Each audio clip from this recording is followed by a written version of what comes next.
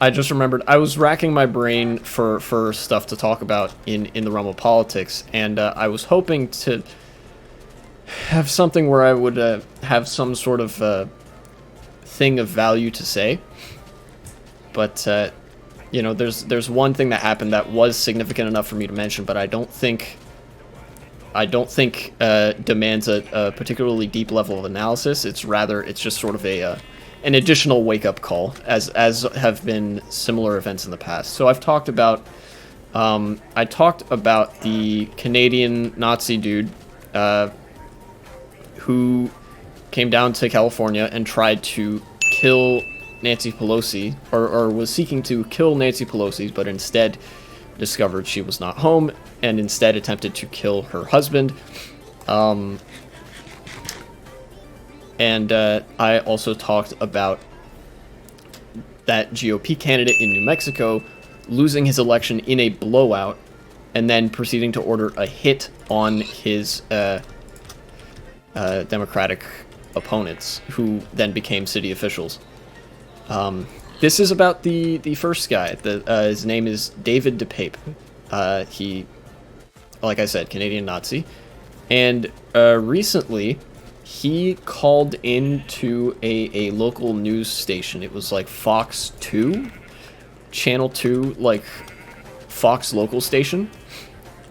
And he started out by saying, like, you know, I have an announcement to make for America and whatever. And he said, I'm sorry I didn't get him. I'm sorry I didn't, you know, get more of them. Meaning, I should have killed him, and furthermore, I would have done it again, and I would have kept killing people. And if anything, that's indicative of the state of the right wing, obviously. Because this guy's like, yeah, no, you know, even if this guy's crazy, he very clearly had the intent to kill, and afterwards he was like, yeah, I went there to kill somebody, and I will do it again. I would do it again, and I only regret that I couldn't do more of it. You know, that is to say, killing political opponents.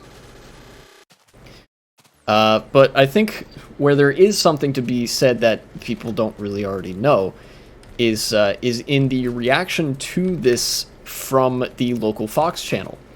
Now, I didn't know that this was them actually directly interacting with the news anchor, because the news anchor offered no pushback or input of any kind. They literally just let him speak for the entire duration of his crazed rant.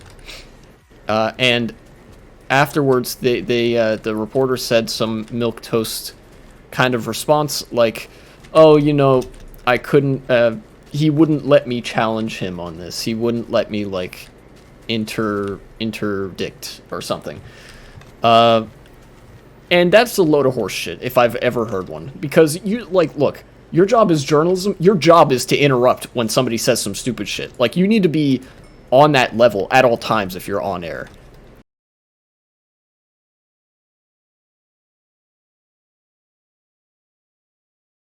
And I think that it's very indicative of a media culture, a news media culture, that is okay with extreme right-wing politics more than it is with any left-wing politics. I have seen harsher reception of the most milquetoast, reformist sort of, we should reform the police talking points, than was present with this guy. This guy literally saying, yeah, I tried to kill my political opponents. I only regret that I didn't do it, and I'll do it again. You know, and I would, under other circumstances, you know, if we were in a different media landscape than the one currently present in the United States, I would chide Fox 2 and say that they ought to be ashamed of themselves. But quite frankly, in their worldview, they have nothing to be ashamed of, because they are, I mean, they, just like the regular Fox News, they might not be as open with it, but they are owned by Rupert Murdoch, and they are still part of that News Corp umbrella, wherein you just say extreme right-wing talking points as your, like, boilerplate news coverage, and that's, like, the standard. you know? So to sort of compress that, to recap what all my takeaway is there. Number one, obviously, there is no, like, the right wing has reached critical mass in this country. You know, that's pretty obvious from what David Depape had to say. But then number two, there is more to the right-wing media machine than it would initially appear. Even the supposedly more neutral, more milquetoast local news are considerably more friendly to the far right, even in some cases than to the status quo. As was demonstrated by Fox Channel 2 when they refused to give pushback to this guy as he was ranting. She could have just cut him off. She could have just interrupted.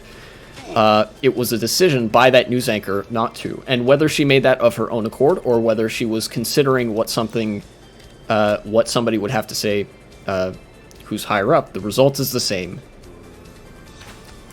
Being a, you know, like I said, a far-right friendly news environment.